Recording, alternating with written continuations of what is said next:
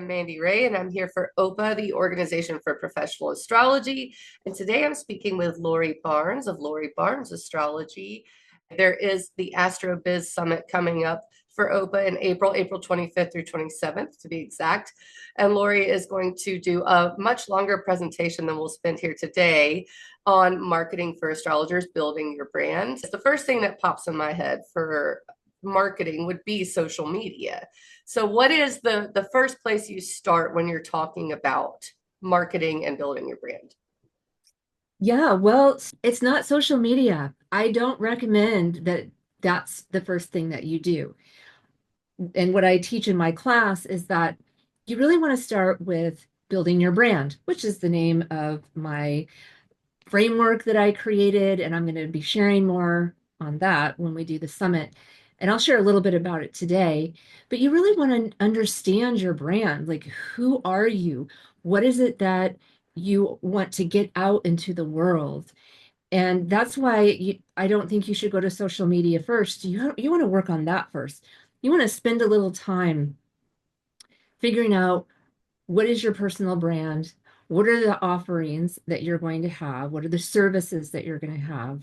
And social media is definitely important, but it comes later because social media is how you go out and promote whatever it is. So you got to figure it out first and then you promote it.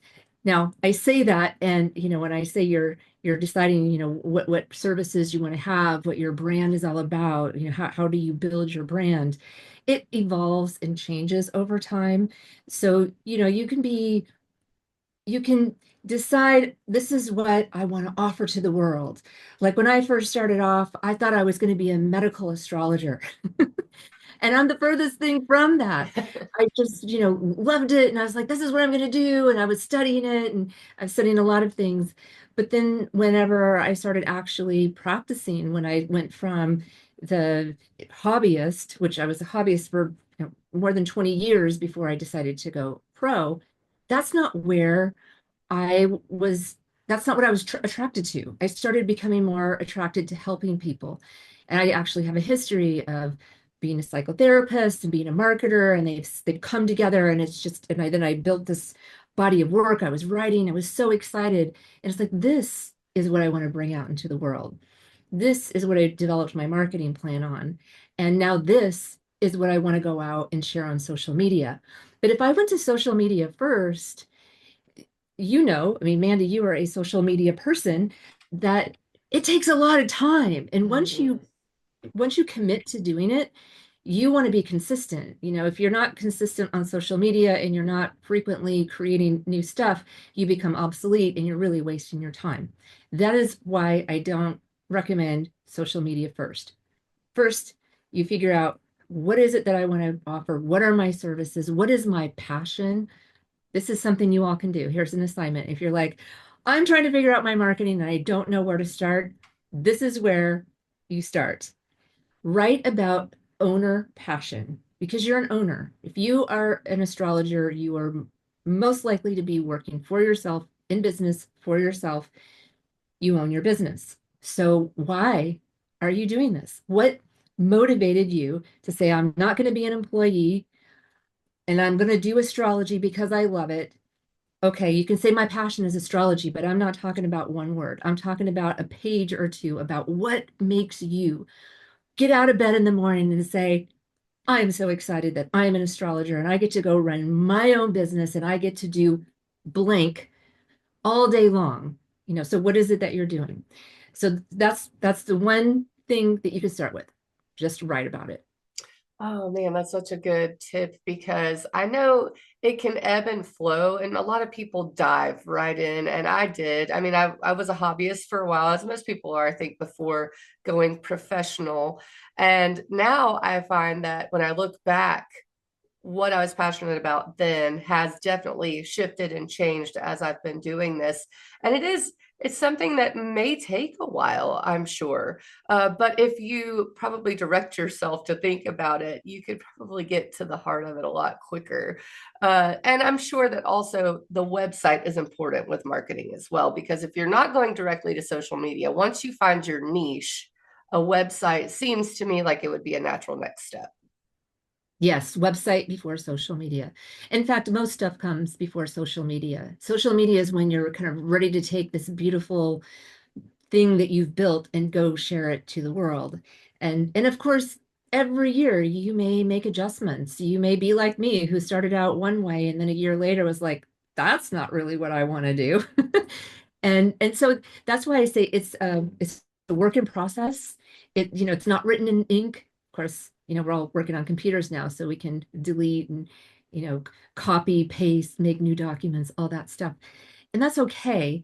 You definitely don't want to wait to open your business while you're, trying to figure that out. Maybe you're not sure. Like, yeah, go out, open your business, try it out. It is messy. There's no kind of like step one, two, three, four, five, and it works every single time in the same way for every single person. It's just not like that. And I think a lot of people already have social media when they start promoting their business, when they decide to become professional. But even that, you have to understand that social media for a business isn't social media for your personal life, you know, even Hmm. if you're going to use your same profile to promote your business, there's a, there's different things that you're going to do if you're trying to get new clients than if you're like, hey, this is what I had for dinner last night, you know? Yes, very true. And I mean, I think word of mouth is very important, connecting with your, especially local people. I live in Alabama, so that's one aspect of it. But the next thing I want to ask about is how do you structure your time when you're beginning? Do you spend a lot of time, diversifying and writing and seeing clients, or how do you figure that out? What part of you diversifies and goes out into presentations and teaching, and what part of you goes into client work? And there's only so much time you have for client work, right? Hmm. Ooh, that's a big question. In tangents, so I'll try not to go off on too many. Well, you have to know what you need in terms of income, and not everybody is equal. Some people are independently wealthy, some people are in a relationship where their partner can foot the bills, and some people are single and they have to pay for everything. So I don't think that there's one answer to your question. I think it really depends on your situation. Now, if we set that stuff aside, you want to do a lot of client work. You got to get experience. If you're new, then you probably don't have a whole lot of client consultations under your belt, and you want to get them. You want to get the experience. You want to get a feel for what you're doing. After you've done that for a while, you're going to realize that it's really hard to make a living on client work alone. And you would be doing a lot of consultations a week to make enough money to pay the bills, especially if you live in a big city. And we know that prices are soaring. So where you live might make a difference as well. I do agree with you 100% on getting local. You're probably going to get most of your clients from word of mouth and from getting out there and talking to people. For some reason, face to face converts much faster than online. So if you go to a local networking event, you have a much greater chance of walking out the door with a few people who are ready to sign up with you right then and there than if you're trying to work a Facebook group. I mean, you could work it for months and months and months and put hours and hours and hours into like giving free astrology advice and be lucky if you hook one or two people to coming in to get a consult with you, which is why I keep saying social media later, because once you get in there, it's a time consuming thing to do. And you started in a place that I think is very important, which is income. I think as far as astrology and business are concerned, there is sometimes resistance to that because astrology is such a giving thing. You give, you get from it, so you tend to get into that, especially if you start out as a hobbyist and practicing with people. It is practicing. Then you get stuck in that, and then to reframe it as a business is something that's very important if you're going to go out and do it. So figuring out what you need from it to sustain yourself, to sustain maybe your family, whatever you have going on, is probably the most important first step. And viewing it as a business. So how did you, when you went from hobbyist to business, did it feel strange to call it a business? Not for me because it was a childhood dream. But I Mm, know that there are a lot of people who do feel that way, who feel like they shouldn't ask for money for astrology, that it's this beautiful thing that should be given to everyone. And I'll tell you how you can reframe that. People aren't paying you for astrology, they're paying you for your skill, for your experience, for your knowledge, for the way that you can help reflect back to them.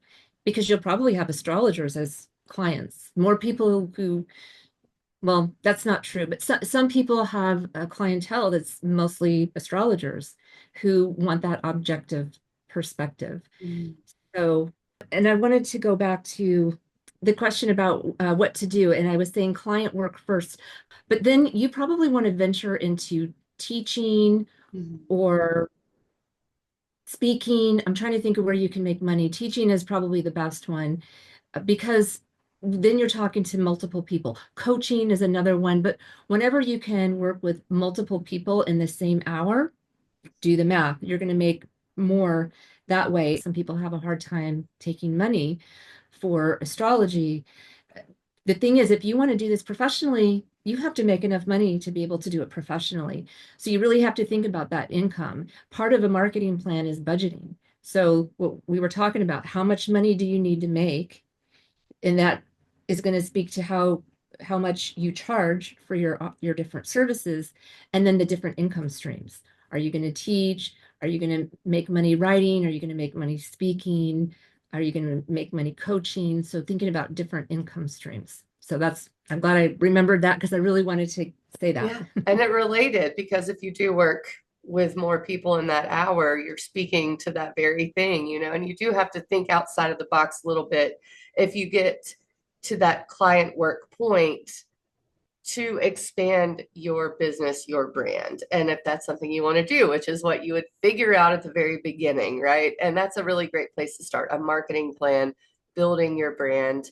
One last question I have for you is, do you consider your own chart when you're looking at that sort of thing, building your brand? I would assume that's one tool you could use.